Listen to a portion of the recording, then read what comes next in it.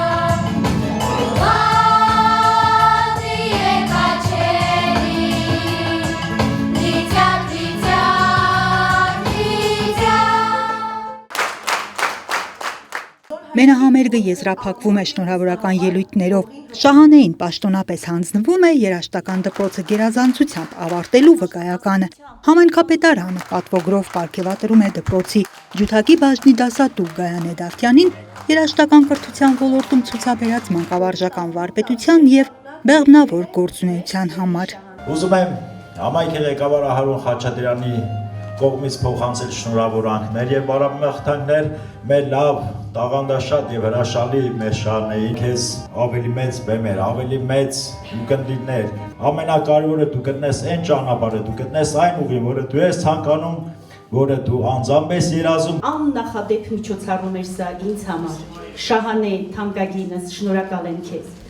այս հույզերի համար, այս անկեղծության համար, այս ջերմության համար։